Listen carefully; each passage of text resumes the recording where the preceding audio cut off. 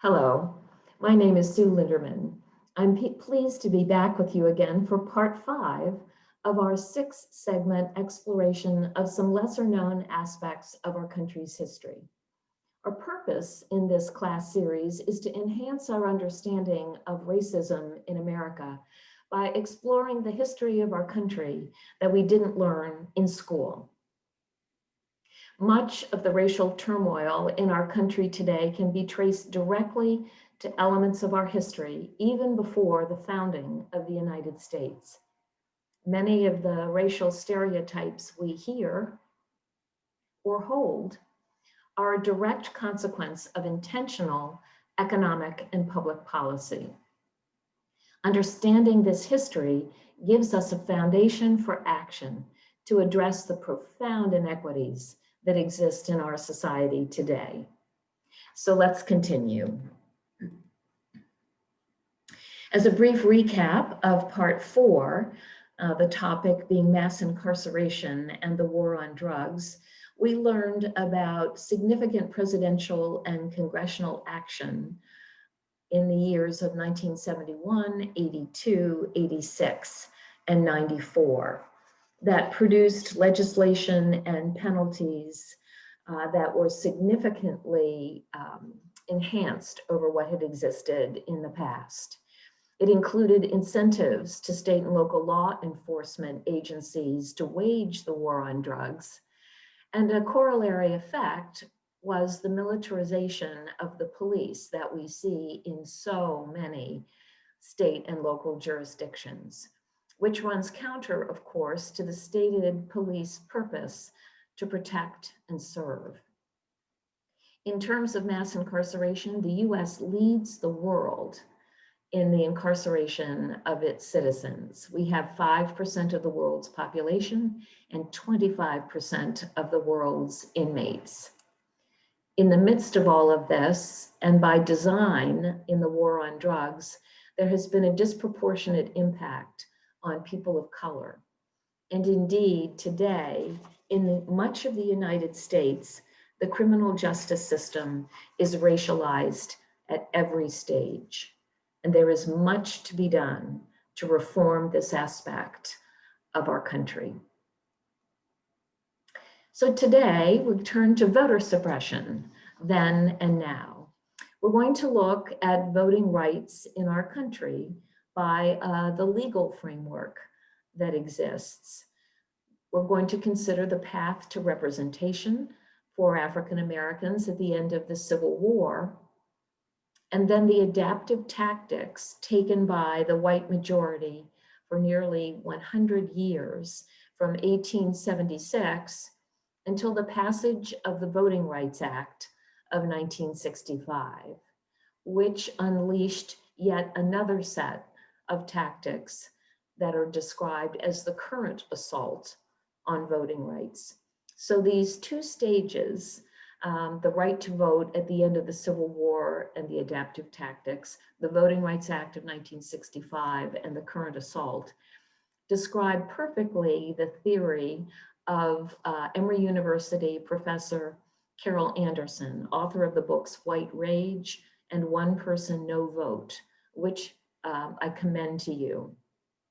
And her position is that every time African Americans as a group make significant progress, there is a backlash from the white majority. And we will look at the details as it pertains to voting today. So the legal framework for voting rights begins with the Declaration of Independence, where Thomas Jefferson wrote, "Governments are instituted among men, deriving their just powers from the consent of the governed, and that consent is given by way of the vote." So at the time that the Constitution was written and ratified, Article 1, Section 4, Clause 1 defined voting, and it gave power to the states to determine who and how and when voting would occur. That clause reads, "The time, places, and manner of holding elections for senators and representatives shall be prescribed in each state by the legislature thereof, but Congress may at any time make or alter such regulations, except as to the place of choosing senators. So, as that clause was implemented in the various states in the late 1700s, virtually all states determined that the right to vote would be limited to white male landowners, who made up approximately 6% of the population. Hardly the consent of the governed, but it was a start. Now, there are 27 amendments to the US Constitution, and after we get past the first 10, which define the Bill of Rights, it's interesting to note that nearly a third of the subsequent amendments deal with some aspect of voting. So we begin with the 15th Amendment that was ratified in 1870 that gave the right to vote to those who had been formerly enslaved. So Black men had the right to vote at that point in time. The women were going to have to wait a bit until 1920, when the 19th Amendment was passed, giving women the right to vote. But even at that point, the right of women to vote was not equally shared by white and Black women, because Black women still faced a number of obstacles to voting that had, in essence, been thrown up to prevent Black men from voting as authorized by the 15th Amendment. We'll learn more about that. Then in 1961, the 23rd Amendment gave the right to vote for president and vice president to residents of the District of Columbia. They are still not represented in Congress, but they do have the right to vote for president.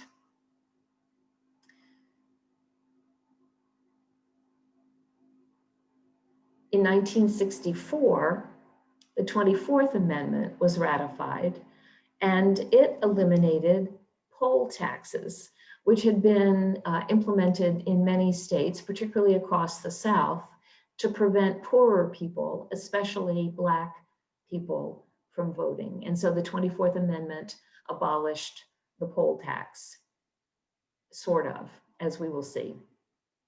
And then finally, the 26th Amendment in 1971 reduced the voting age to vote in national elections from 21 to 18.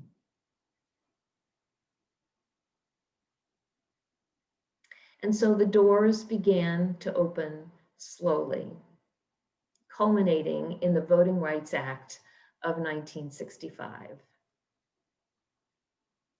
But there were additional actions taken in the intervening period that affected other people's rights to vote.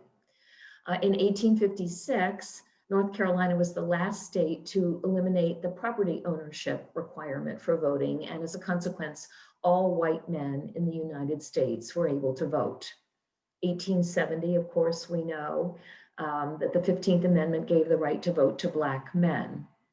In 1876, the Supreme Court ruled that Native Americans are not citizens and therefore cannot participate in the governmental process and voting. Imagine, the ones who were here first are not considered citizens until 1924. In 1882, Congress was disturbed about Chinese immigrants and passed a law that said that Chinese cannot naturalize and therefore could not become citizens and could not vote. And that didn't change until 1952. 1920, we know the ladies got to vote, hooray. But in 1922 and 1923, the Supreme Court ruled that Japanese immigrants and Asian Indians couldn't naturalize along with the Chinese, and so could not become citizens and could not vote. And just like the situation with immigrants from China, that did not change until 1952. And then in 2000, a federal court ruled that US citizens in the colonies are not entitled to vote. So it hasn't always been very easy to give the consent of the governed. But we're going to talk about the path for African American voting as it begins. Those 3 constitutional amendments that were passed as Reconstruction began. We know that in 1865, the slaves were freed by the 13th Amendment, sort of. In 1868, the 14th Amendment gave the right of citizenship and due process to African Americans. And finally, the 15th Amendment in 1870 said that the right to vote shall not be denied or abridged on account of race, color, or previous condition of servitude. And so there was representation at last. In the election of 1872, Black male voting turnout exceeded 90%. More than 600 state legislators who were African American were elected, 18 state executives, 18 members of the US House of Representatives, and 2 senators, along with the governor of Louisiana, were African American. And these legislatures helped craft laws on finance, charitable and penal institutions, public schools. It was a ray of hope for an integrated governance of the United States. But the adaptive tactics began as whites began to resume dominance, particularly in the South, with the passage of the Amnesty Act in 1872. And so lynching intensified with the purpose of suppressing the vote. And indeed, there were numerous instances of people being lynched for trying to register, for trying to vote, for helping other people to register to vote. And sadly, that tactic did not end in the period just after the Civil War. Here is an image from the Miami Herald in 1940. I think you can see it, but it is in essence a Black man hung in effigy with a sign on his chest that says, "This nigger voted." So the pressure continued. We know that the 1876 election marked a significant turning point as terror tried to keep Blacks from the polls. The tie between Rutherford B. Hayes and Samuel Tilden resulted in the Compromise of 1877, where Rutherford B. Hayes became president if he promised to end Reconstruction. And so indeed, federal troops were withdrawn, and the dawn of a new integrated hope came swiftly to an end. In 1890, Mississippi took action to call a constitutional convention, and it adopted what became known as the Mississippi Plan, which was rapidly adopted by the other southern states as well. Excuse me. So, the purpose of the Constitutional Convention in Mississippi in 1890 was to end Black voting once and for all. James Vardaman, a Democrat who led the convention and would go on to become governor of Mississippi and then a United States senator, said, quote, "There is no use to equivocate or lie about the matter. Mississippi's Constitutional Convention of 1890 was held for no other purpose than to eliminate the nigger from politics.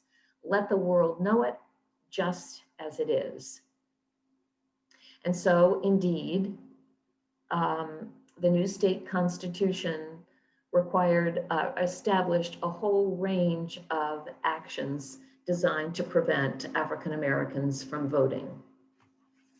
The grandfather clause, that said that if you had a grandfather who had voted before 1867, then you and all of your descendants were exempt from the laws that included poll taxes and literacy tests and all of the other constraints on voting. Now, as you well know, there were no African Americans in the United States whose grandfathers voted before 1867. And it's interesting that that law remained in effect until 1915, 25 years later, when it was declared unconstitutional. But even though the Supreme Court issued that ruling, it didn't really change a lot, because the Oklahoma legislature met in special session to grandfather the grandfather clause. And that new law said that anyone who'd been registered in 1914, which were whites only under the old system, were automatically registered to vote. But African Americans could only register between April 30th and May 11th, 1916, or forever be disenfranchised. And that law stayed on the books until a Supreme Court ruling in 1939. Now, poll taxes were also enacted by the Mississippi Plan, and those had a disproportionate effect on poor people, and especially poor Black people, because in the case, excuse me, of African Americans, often that poll tax was retroactive to 1865, which meant that virtually no one had the financial wherewithal to pay that tax. Excuse me. Also included was a literacy test. And one of the things that the Mississippi Constitutional Convention did was insert into the Constitution several clauses that were virtually unintelligible. And those were the clauses that were selected for Black voters to read and interpret in order to be able to qualify to register to vote. Now remember, slaves were prohibited from learning to read or write prior to the end of the Civil War. And so you had a huge backlog of illiteracy among that population. But even so, this literacy test was designed to keep even those African Americans who had learned to read from being able to qualify to register to vote. And this literacy test was not overturned until the Voting Rights Act of 1965. And the consequence is that in 1940, since more than half of African American adults had less than 5 years of education and 12% had none, the literacy test was enormously successful in preventing African Americans from voting. And so the impact, as we'd said, in 1872, 90% of the Black population was registered and eligible to vote. And that number dropped to under 6% by 1892. Well, not to be outdone, Louisiana called its constitutional convention in 1898. And it was specifically to disenfranchise African Americans. A committee chairman of the convention was quoted as saying, the purpose of that convention was to establish the supremacy of the white race. And so by enhancing the provisions of the Mississippi Plan, the number of registered Black voters in Louisiana dropped from more than 130,000 to less than 1,500 by 1904.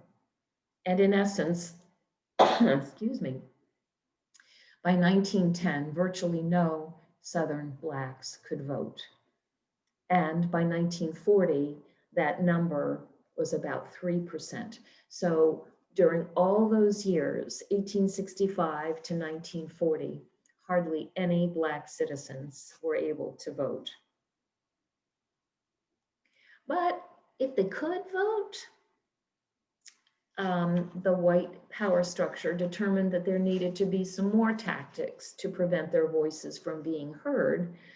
And so the Democratic Party in many states adopted a rule that prevented African Americans from joining the Democratic Party. Then they closed their primaries to everybody except party members. So the Supreme Court once again played its questionable role by a decision in 1921 in the case Newbery v. United States that political parties were like private organizations and they're not part of the government election process. So if they want to exclude African Americans, they can do so, and it's not in violation of the 14th Amendment. Then in 1944, the Supreme Court ruled again that said these white primaries were indeed a violation of the 15th Amendment prohibition against voting discrimination based on race. So Texas Democrats decided that, well, if Blacks can vote in the primaries, we're going to institute something called the pre-primary. And in that, only the white members can vote to identify the candidates to run in the primaries. So guess what?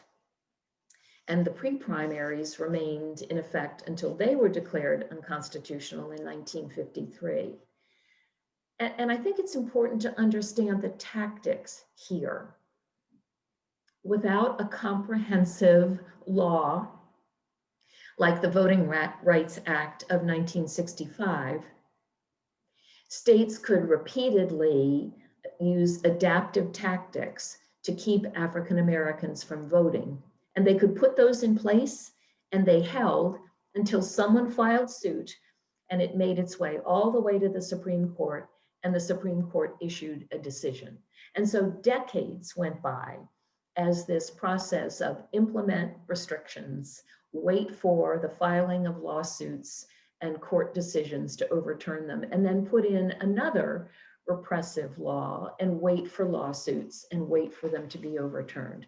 And the consequence was enormous in terms of African Americans' ability to vote.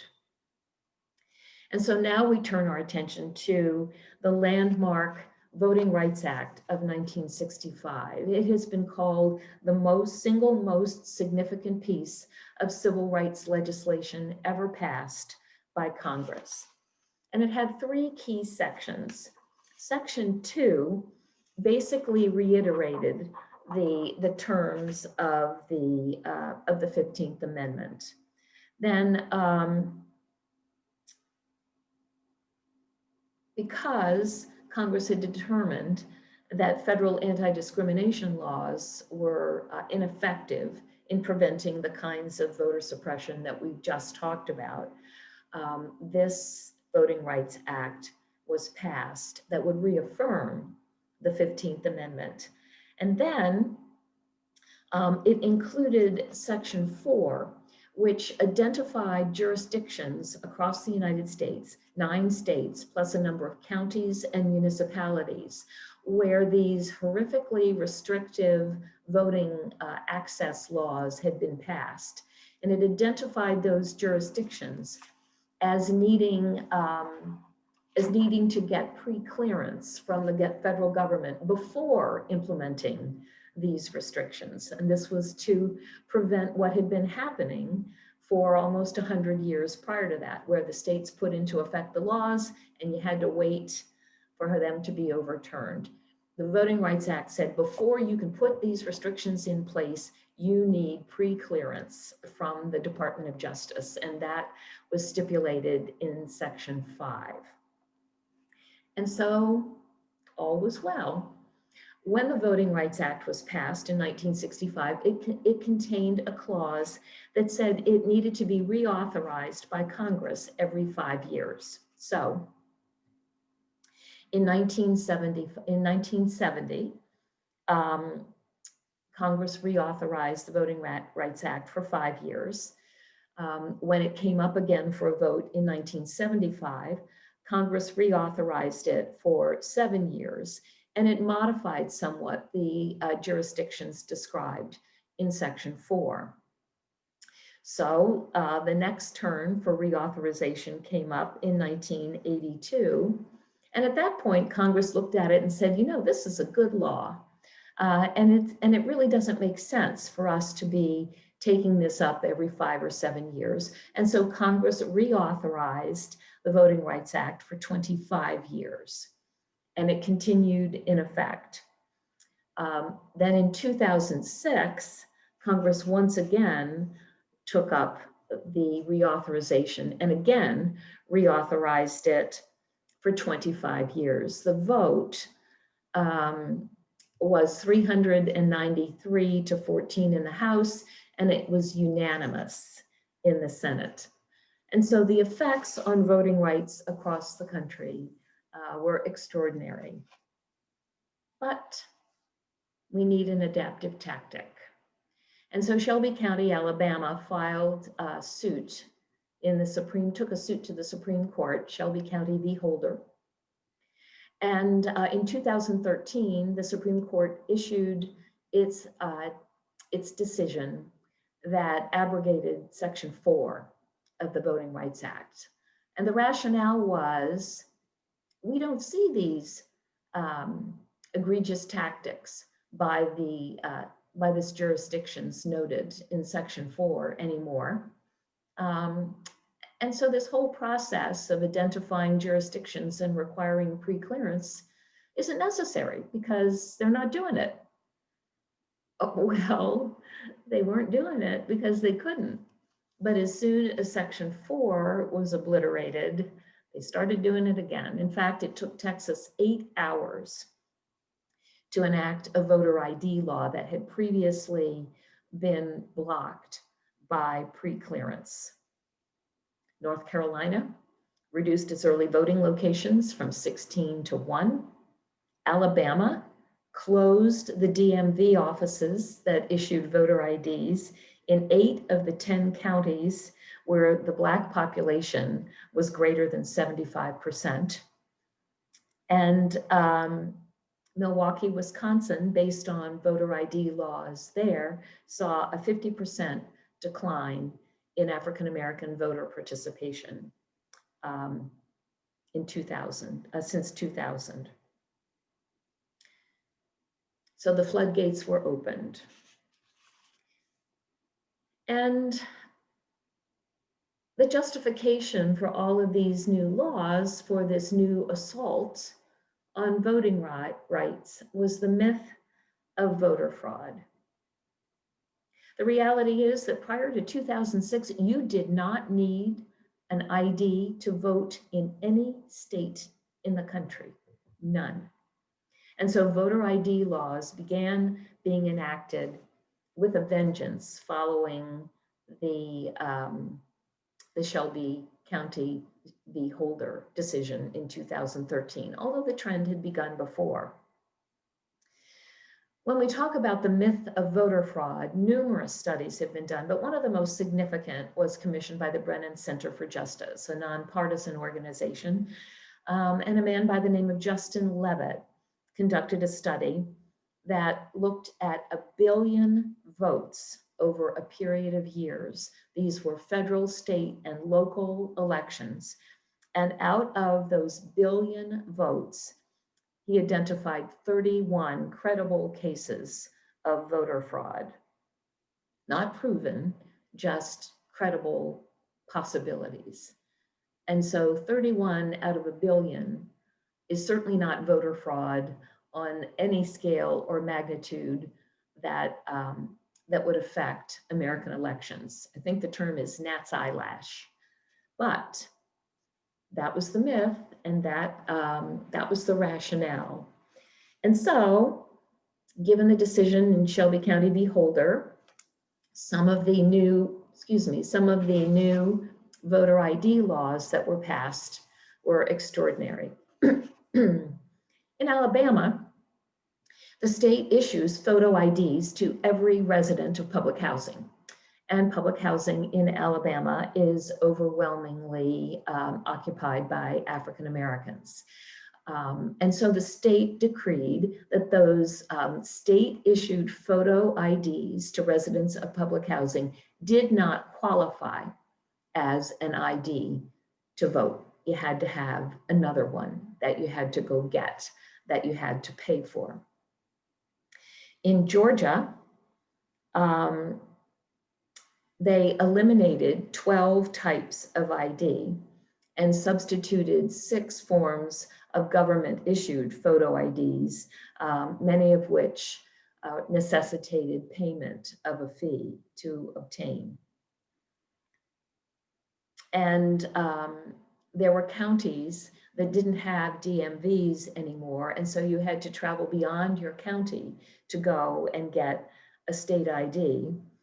And only 5 of those across the state were accessible by public transportation. And there was not a single driver's license bureau in Atlanta. In Indiana, there is a law that in order to get a state ID or a driver's license, you have to present your birth certificate. But in Marion County, where more than 200,000 African Americans live, you have to have a driver's license or a state ID in order to get your birth certificate. North Carolina at the time was one of the most egregious. In fact, a federal court ruled that the changes North Carolina instituted in voter ID laws targeted Blacks with almost surgical precision. The legislature commissioned a study to determine what are the IDs that white citizens are most likely to have, and what are the IDs that Black citizens are most likely to have. And then they crafted a law that required one of the white favored IDs to present in order to be able to register and to vote. In North Dakota, the North Dakota Supreme Court decreed that your voter ID had to have a street address. Sounds reasonable, except if you're a Native American living on a reservation in North Dakota, you don't have a street address. You only have a post office box. And so your ID does not qualify you to vote in North Dakota. And in Texas, as one example, a concealed weapon carry permit is acceptable as an ID to vote, but a student ID is not. If that weren't enough, the states undertook voter roll purges. Now, the National Voting Registration Act declared, it was passed in 1993, and it provided for automatic voter registration if states wished to do that. And it also specified that you could not remove voters from the voter registration rolls simply because they hadn't voted recently. And yet that is exactly what states are doing today. At the same time, something called the cross-check program was developed. It came out of Kansas and ultimately spread to 28 states, where these states shared voter registration data. And they looked for matches in different states to say, aha, Sue Linderman is trying to vote in Texas and in Delaware, so we need to strike her from both voter registration rolls. Well, the match was done on first and last name and date of birth, and the number of false matches was huge. And in fact, one year, Iowa, that was participating in this match, received 240,000 names of people who had ostensibly matched with voters in other states. And when they undertook the verification process, they found that there were exactly 6 people who appeared on 2 state voter registration rolls. And another less visible consequence of this was that the security of the cross-check program was extraordinarily lax, basically making voter registration data in these 28 states vulnerable to hacking and to access. And one of the things that happened in the election of 2020, the presidential election, was that Democratic registered voters in Florida and Alaska received a letter threatening them if they did not vote for Donald Trump. And so you have to ask yourself, where did that data come from, that voter registration data? And it is certainly conceivable that it came from a hacking of the crosscheck program, which, by the way, is no longer in effect. Some states stopped it because of the inaccurate matches, and some stopped it because of concerns about the security of the registration data. But in the course of time, more than 6 million people were purged from the voter registration rolls with no cause. Another tactic in the current assault is discrimination in minority precincts, reduced number of voting sites, reduced number of early voting days, no more early voting on Sundays, which is when African-American churches would very often charter buses to take congregants to the polls, either to register or to vote. The resources that were available in terms of number of polling ballot locations, you would see voting lines of 4 and 5 and 6 and 8 and 10 hours when resources were not available to handle the number of voters. And Florida in 2000 is an interesting case study. The Election Commission in Florida, in looking at registration in 2000, discovered that African-American registration was 16% of the state, up from 10% in 1996. And so there was a concern about the potential effect that this larger number of African-American voters might have on the election results. So the Election Commission created a laptop program that enabled poll workers at the various, in the various precincts, if a voter came in, wanted to vote, but they didn't show as registered there, the poll worker could use the laptop program to access the statewide voter registration database in Tallahassee to see if indeed they were registered, and if they were, they would be allowed to go ahead and vote. Those laptops were distributed to every single white dominant precinct and to one Black dominant precinct.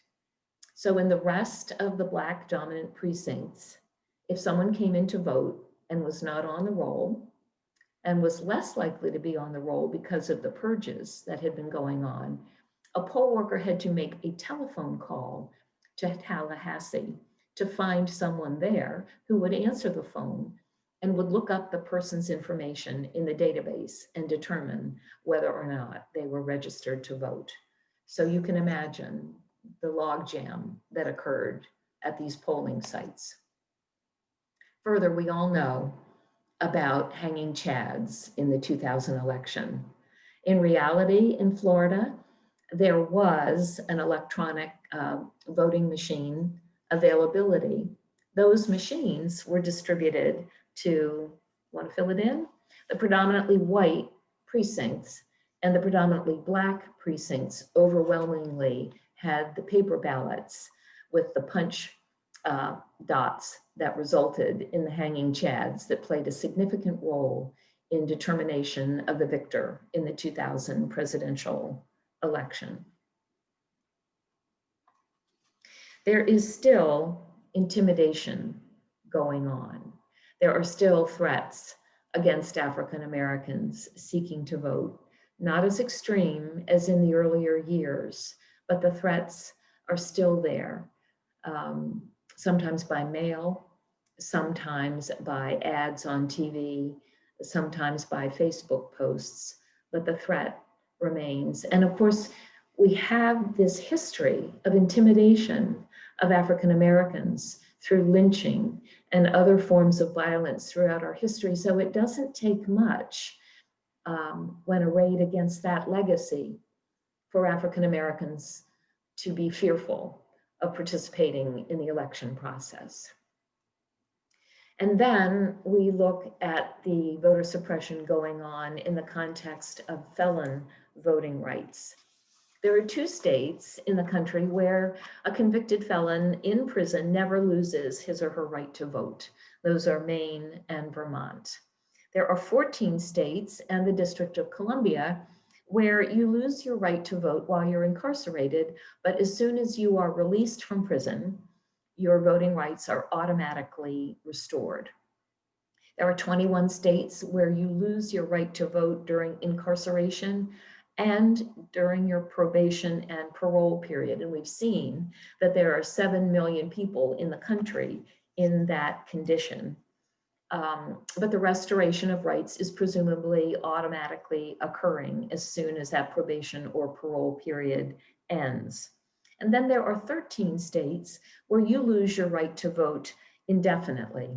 And it requires a governor's pardon of your crime in order for your name to be added to the voter registration rolls. And typically then only after a 5-year waiting period. So for all intents and purposes, in those 13 states, you pretty much lost your right to vote forever. In Iowa, you do permanently lose your right to vote. Iowa has the highest disproportionate rate of African-American incarceration in the country. 1 in 4 voting age Black men in Iowa is ineligible ever to vote again. And of course, we recently saw the situation in Florida where a referendum resulted in voters saying that felons should be re-enfranchised. They should have the right to vote. And shortly after that referendum in early 2020, the state came along, the legislature, and passed a law that said, well, okay, but first you have to pay any fines and fees that you have that are outstanding. Sounds largely reminiscent of the poll tax, but again, without the Voting Rights Act to provide pre-clearance of a law like that, in the 2020 election, those felons were not able to vote despite the will of the people expressed in the referendum. And finally, in terms of the power of the vote, we have the situation of gerrymandering, where skewed representation results, and in way too many cases, it results in safe seats. In some of those areas, an opponent will step up and run, but in others, the party not in the predominant voting representation in that district doesn't even bother to put up a candidate because it's a waste of money and there's no point. Because of this gerrymandering in Wisconsin, for example, in 2016, Democrats won 52% of the vote, and that resulted in 39% of the seats in the state legislature. In North Carolina in 2016, Republicans won 50% of the vote and 77% of the seats. That began to shift a little in the off-year elections of 2018, but these gerrymandered districts mean that one individual's vote does not have the commensurate effect that someone else's does. So what could help? Automatic voter registration, an independent districting commission established in each state after the 10-year census to determine the legislative districts. That's about to happen again now. By 2022, districts will be redrawn, and it is a function of the party and legislative power to draw those maps. And it's interesting to note, back to the voter ID laws, that of the 35 states that have implemented stringent voter ID law restrictions, all but 1 are Republican-led legislatures. Rhode Island is the exception. And so you can see what is likely to occur in redistricting now, given the array of legislative majorities. We could make Election Day a national holiday. The 4th of July is a national holiday. Well, what's more American than voting? Well, should be more American than voting. We should enforce the National Voting Rights Act and prevent states from purging voter rolls for lack of voting. The House of Representatives has passed the John R. Lewis Voting Rights Act, which has addressed the disparities, the difficulties that the Supreme Court found when it abrogated Section 4 of the Voting Rights Act of 1965. Those have now been addressed, and they appear in the John R. Lewis Voting Rights Act, passed by the House, but subject to no action from the Senate. And then there's personal advocacy. What laws are being considered where you live? What groups could you join with? How could you make your voice heard in ensuring that voting in the United States is more equitably available to all citizens? There is a role for each of us to play in helping to enact new laws and in helping to ensure that fairness prevails. So as we come to the end of this class, if you are in a group, you might want to discuss these questions or topics that, that come up for you. If you're watching it alone, you could consider these questions and perhaps discuss them with friends or family members at a future point in time. What did you learn that surprises you? Ask yourself, is voting in the United States a privilege or is it a right? Who should be able to vote? And really importantly, should the role of the government be to facilitate voting or to constrain it? An essential question as we look at the current state of voter suppression in the US. Thank you for being here. I look forward to seeing you for our final and 6th class entitled, Where Do We Go From Here? Having learned all this history, now what? Thanks for being here.